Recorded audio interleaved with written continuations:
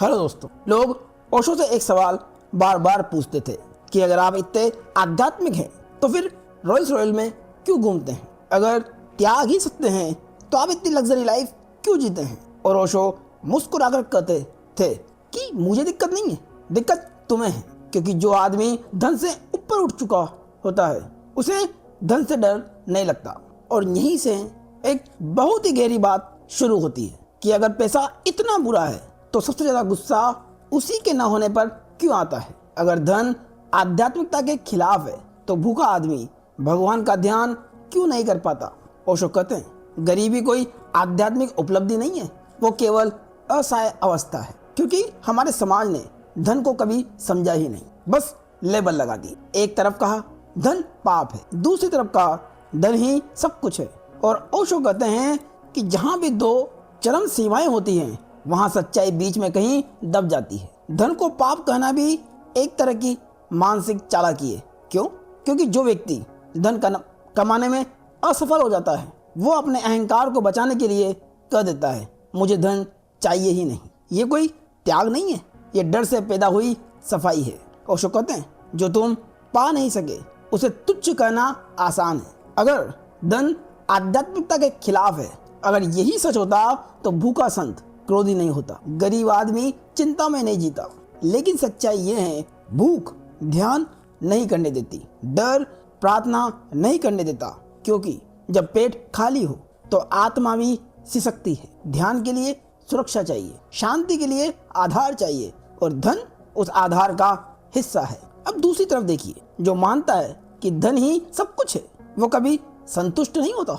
उसके पास जितना होता है वो उतना ही गरीब महसूस करता है। और ओशो कहते हैं लालच का कोई अंत नहीं होता, क्योंकि वो भीतर के खाली जगह से पैदा होता है। ये व्यक्ति धन का मालिक नहीं होता, धन का गुलाम होता है। और यही कारण है कि अमीर होकर भी लोग भीतर से टूटे हुए हैं। ध्यान से समझिए, धन की निंदा करने वाला व्यक्ति अक्सर असफल होता है और धन की पूजा करने वाला व्यक्ति अक्सर बेचैन होता है। क्यों?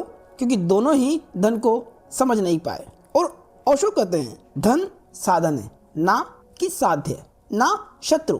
जब धन साधन बनता है तो जीवन बहता है, और जब धन लक्ष्य बनता है तो जीवन सिकुड़ता है। बहुत से लोग कहते हैं मुझे पैसे की जरूरत नहीं, और ओशो इस पर बहुत ही सख्त थे। वो कहते हैं ये वाक्य अक्सर डर, असफलता और हीन भावना से आता है। अगर सच में पैसे की जरूरत न होती तो वही व्यक्ति पैसे वाले लोगों से ईर्ष्या क्यों करता? सच्चाई ये है पैसा न चाहिए कहना आध्यात्म नहीं है, ये हार मान लेना है। अब खुद से पूछिए, क्या आपने कभी धन को गाली दी है सिर्फ इसलिए क्योंकि वो आपके पास नहीं था? अगर हाँ तो ओशो कहते हैं पहले धन से अपने झूठे विचार हटाओ, तभी जीवन में संतुलन आएगा। क्योंकि धन से लड़कर कोई संत नहीं बनता, और धन को समझकर ही मनुष्य जागरूक बनता है। यानी धन न पाप है न भगवान। तो अब सवाल ये उठता है अगर धन जरूरी है तो फिर प्रेम क्या है? और ओशो यही कहते हैं मनुष्य के जीवन में प्रेम से कीमती कुछ नहीं। लेकिन उस ओशो की अगली पंक्ति लोग अक्सर सुनना नहीं चाहते। प्रेम भूखा रह सकता है, और यहीं से भ्रम पैदा होता है। समाज ने हमें सिखाया या तो प्रेम चुनो या धन, जिसे दोनों एक दूसरे के दुश्मन हो। लेकिन ओशो कहते हैं जहाँ भी जीवन है वहाँ संतुलन है। अति वहाँ होती है जहाँ जीवन नहीं, केवल विचार होते हैं। अगर प्रेम ही सब कुछ होता तो झोपड़ियों में सबसे ज्यादा शांति होती। लेकिन वास्तविकता ये है झोपड़ियों में सबसे ज्यादा झगड़े होते हैं। क्यों? क्योंकि प्रेम को जीने के लिए सुरक्षा चाहिए। क्योंकि जब पेट खाली होता है तो मन सिकुड़ जाता है, जब भविष्य असुरक्षित होता है तो प्रेम डर में बदल जाता है। और ओशो कहते हैं डर में दिया गया प्रेम प्रेम नहीं समझौता होता है। बहुत से रिश्ते इसलिए टूटते नहीं है बल्कि घुटते रहते हैं क्योंकि प्रेम है लेकिन जीवन की बुनियादी जरूरतें नहीं है। और यहीं पर ओशो एक बहुत ही सूक्ष्म बात कहते हैं धन को प्रेम का सेवक बनाओ, स्वामी नहीं। अगर धन मालिक बन गया तो प्रेम बिक जाता है, अगर धन सेवक बना तो प्रेम खिलता है। समस्या धन नहीं है, समस्या प्राथमिकता है। बहुत से लोग कहते हैं हम प्रेम में जीते हैं, पैसे की हमें जरूरत नहीं। ओशो इस पर मुस्कुराते हैं और कहते हैं अक्सर ये वाक्य उन लोगों का होता है जो धन से डरते हैं, क्योंकि जिसने धन को कभी सजगता से कमाया ही नहीं, वह उसे त्याग कैसे करेगा? क्योंकि उसके पास तो है ही नहीं। क्योंकि बिना पाए त्याग नहीं है, वो असमर्थता है। अब खुद से ईमानदारी से पूछिए, क्या आपने कभी प्रेम के नाम पर अपनी आर्थिक जिम्मेदारियों से भागने की कोशिश की है? अगर हाँ, तो ओशो कहते हैं प्रेम भागने का बहाना नहीं है, प्रेम जिम्मेदारी लेने की शक्ति है। क्योंकि प्रेम जीवन को अर्थ देता है और धन जीवन को आधार देता है। जब दोनों संतुलन में होते हैं तो मन शांत होता है। जब कोई एक अधिक हो जाता है तो जीवन विकृत हो जाता है। जहाँ प्रेम है पर आधार नहीं, वहाँ डर है। जहाँ आधार है पर प्रेम नहीं, वहाँ खालीपन है। याद रहे, प्रेम और धन दुश्मन नहीं है, दुश्मन है असंतुलन। अब यहाँ से एक और गंभीर मोड़ शुरू होता है, जब मनुष्य धन तो चाहता है लेकिन जिम्मेदारी नहीं। यहीं से बिना श्रम की धन की चाह जन्म लेती है। और यहाँ ओशो बहुत ही स्पष्ट थे कि जो कौम बिना कुछ किए पैसा कमाना चाहती है वो कौम खतरनाक है। ध्यान दीजिए, ये बात किसी एक व्यक्ति की नहीं, ये पूरे समाज की मानसिकता की बात है। क्योंकि बिना श्रम धन की चाह लालच से नहीं आती, ये आती है आलस से, अधीरता और अहंकार से। अहंकार कहता है मुझे मेहनत क्यों करनी चाहिए, अधीरता कहती है मुझे अभी चाहिए, आलस से कहता है कोई आसान रास्ता होगा। और इन तीनों के मिलन से जन्म लेती है खतरनाक कल्पना कि 1 रुपया लगाऊं और 1 लाख मिल जाए। ओशो कहते हैं जो आदमी 1 रुपया लगाकर बिना कुछ किए 1 लाख पाने की चाह रखता है वो अपराधी के समान है। क्योंकि यहाँ पर आप सृजन नहीं कर रहे, आप शोषण करना चाहते हैं। आप समाज में कुछ जोड़ना नहीं चाहते, सिर्फ निकालना चाहते हैं। और जहाँ निकालने की भूख बढ़ती है वहाँ समाज टूटता है। ओशो कहते हैं धन का सही मार्ग सृजन से होकर जाता है। सृजन का अर्थ है कुछ नया पैदा करना, किसी समस्या का समाधान देना, किसी के जीवन को आसान बनाना। धन इन सब का परिणाम है, लेकिन बिना श्रम धन की चाह सृजन नहीं जानती, वो केवल छीनना जानती है। जब पूरा समाज आसान पैसे के सपने देखने लगता है तो मेहनत घट जाती है, ईमानदारी मर जाती है, धैर्य खत्म हो जाता है, अपराध सामान्य लगने लगता है। और यही ओशो कहते हैं जब श्रम का सम्मान नहीं रहता तो सभ्यता धीरे धीरे जंगल की ओर लौटने लगती है। अब खुद से पूछिए, क्या आपने कभी कोई ऐसा रास्ता ढूंढा है जिसमें काम कम हो और पैसा ज्यादा? अगर हाँ, तो ओशो कहते हैं धन को पाने से पहले अपनी चेतना को देखो, कहीं वो चोरी तो नहीं करना चाहती। याद रहे, धन प्रेम का सेवक होना चाहिए, धन सृजन का पुरस्कार होना चाहिए। जब धन प्रेम के साथ हो, सृजन से आए और जिम्मेदारी के साथ हो, तब वो मनुष्य को गिराता नहीं, उठाता है। और जहाँ धन मेहनत से नहीं आता वहाँ वो चरित्र को खा जाता है। तो फिर एक स्वाभाविक सवाल उठता है, अगर बिना श्रम धन खतरनाक है तो फिर सही धन का रास्ता क्या है? और यहीं ओशो एक बहुत ही संतुलित और गहरी बात कहते हैं कि धन की चाह रखो लेकिन उसके लिए सृजनात्मक बनो। ध्यान दीजिए, ओशो धन की इच्छा को नकार नहीं रहे, वो केवल उसका मार्ग बदल रहे हैं। सृजनात्मकता का मतलब सिर्फ कलाकार होना नहीं है। ओशो कहते हैं जो व्यक्ति किसी भी काम को पूरी चेतना से करता हो वो सृजनात्मक है। सृजनात्मकता का अर्थ कुछ नया पैदा करना या पुराने को बेहतर बनाना या किसी की समस्या हल करना है। अगर आप एक शिक्षक हैं, एक दुकानदार हैं, एक मजदूर हैं, एक किसान हैं और आप अपना काम पूरी जागरूकता के साथ करते हैं तो आप सृजन कर रहे हैं। क्योंकि धन कभी भी सीधे नहीं आता। ओशो कहते हैं धन हमेशा योगदान के पीछे चलता है। आप जितना जीवन में जोड़ते हैं धन उतना आपके पीछे आता है। लेकिन आधुनिक मनुष्य ये क्रम उल्टा कर देता है, पहले धन चाहता है फिर सोचता है क्या दूं। यहीं से भ्रष्टाचार, शोषण और छल शुरू होता है। ओशो कहते हैं जो व्यक्ति सिर्फ धन चाहता है लेकिन कुछ बनना नहीं चाहता वो भीतर से खाली रहता है। क्यों?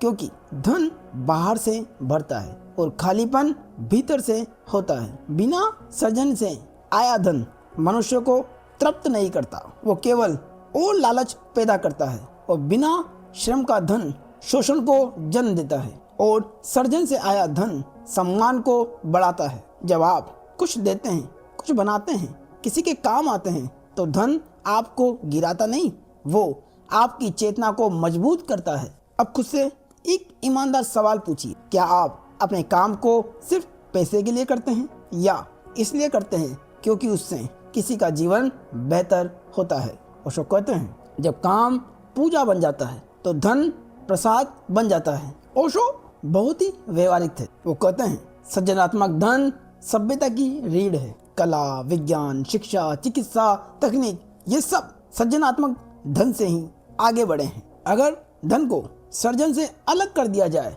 तो समाज फिर से जंगल की ओर लौटता है। श्रम और चेतना मिलकर ही सृजन का जन्म करती है। सृजन और योगदान कर कर ही धन का निर्माण होता है। धन और संतुलन के मिलन से ही शांति का जन्म होता है। यही ओशो का धन मार्ग है, क्योंकि धन तब सुंदर होता है जब वो सृजन के हाथों से गुजर कर आता है, और जब धन सृजन से आता है तो वो चरित्र को मजबूत करता है। तो अब सवाल और गहरा हो जाता है, अगर सृजनात्मक धन इतना महत्वपूर्ण है तो उसका असर सिर्फ व्यक्ति पर नहीं, पूरी सभ्यता पर क्यों पड़ता है। और यही ओशो एक बहुत व्यवहारिक बात कहते हैं कि अगर धन न होता तो सभ्यता न होती। ये कोई आर्थिक वक्तव्य नहीं है, ये सभ्यता का मनोविज्ञान है। सभ्यता का मतलब सिर्फ शहर, इमारतें या तकनीक नहीं है। सभ्यता का मतलब है मनुष्य के पास सोचने का समय हो, सीखने का अवसर हो,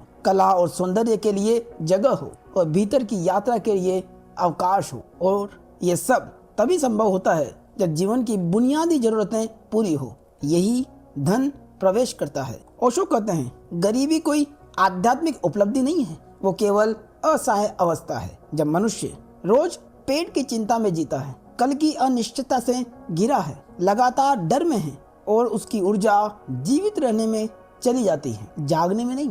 ध्यान, दर्शन, प्रेम, कला, ये सब भूखे मन में जड़ नहीं पकड़ते।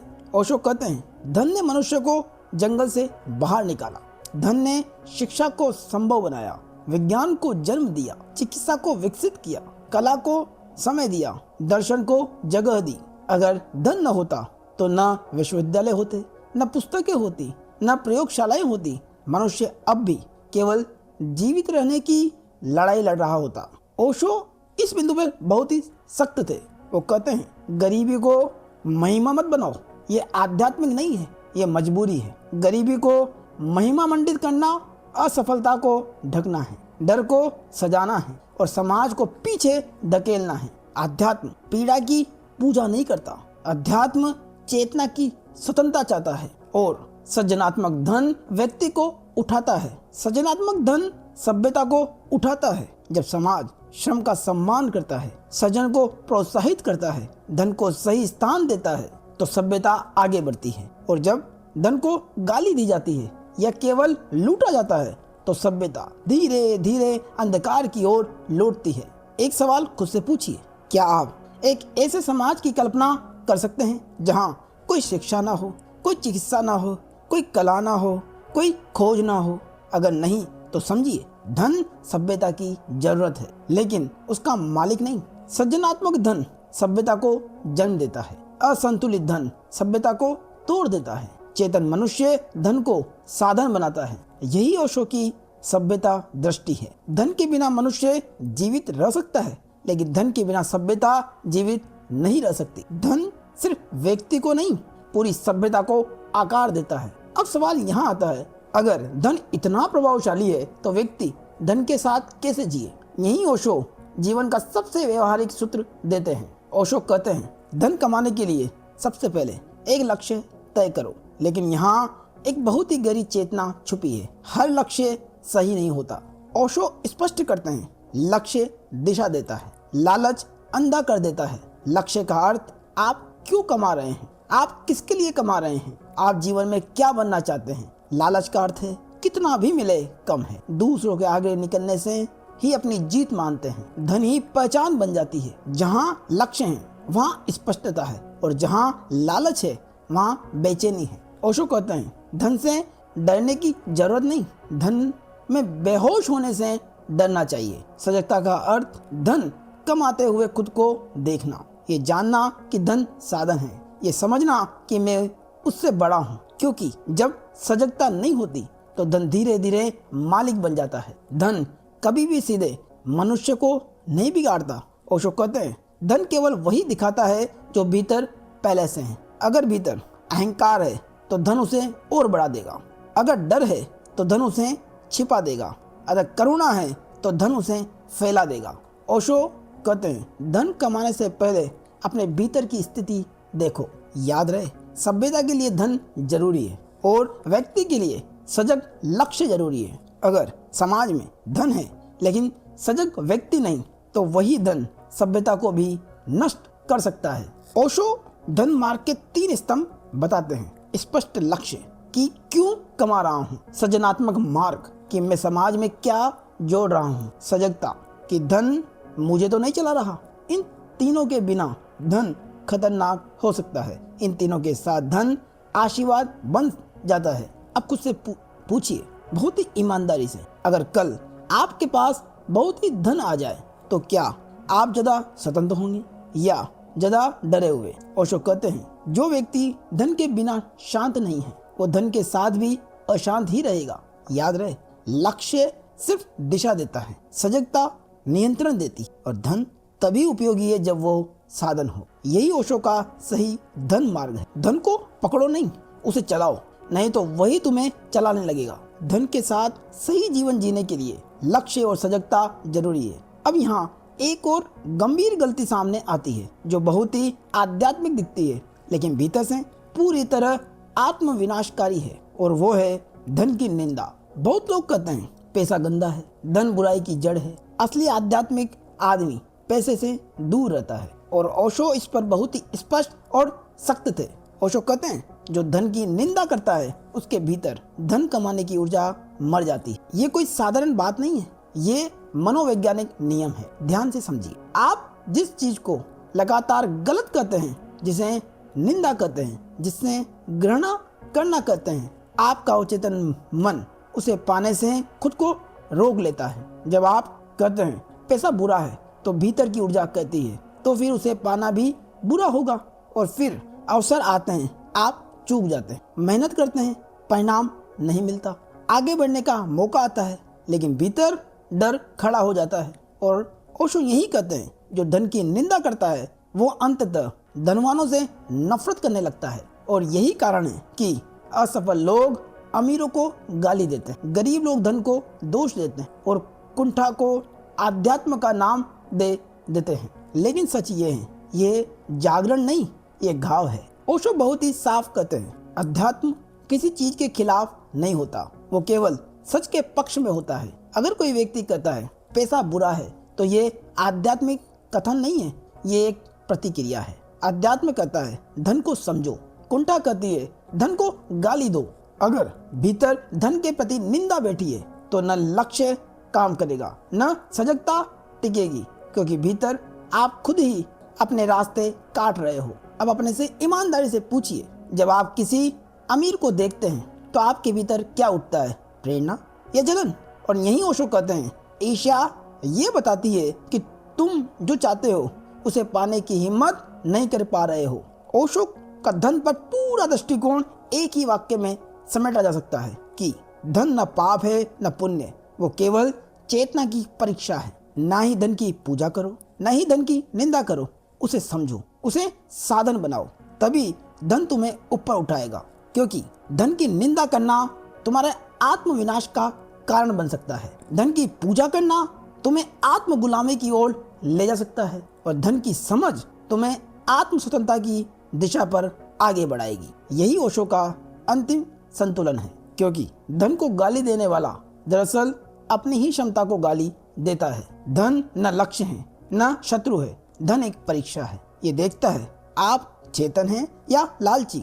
धन बुरा नहीं है, बुरा है वो मन जो धन को संभाल नहीं सकता। अगर ये वीडियो आपके भीतर धन को लेकर थोड़ी भी स्पष्टता लाया हो तो इसे सिर्फ सुनकर ना छोड़ें, बल्कि धन के प्रति अपनी जागरूकता बढ़ाएं, अपनी सजगता बढ़ाएं और अपने से वादा करें कि मैं धन को चेतना के साथ कमाऊंगा, क्योंकि सही धन गलत आत्मा को नहीं मिलता। और दोस्तों, वीडियो पसंद आया हो तो लाइक करें, कमेंट करें, चैनल को सब्सक्राइब करें और हाई बटन पर क्लिक करें। धन्यवाद।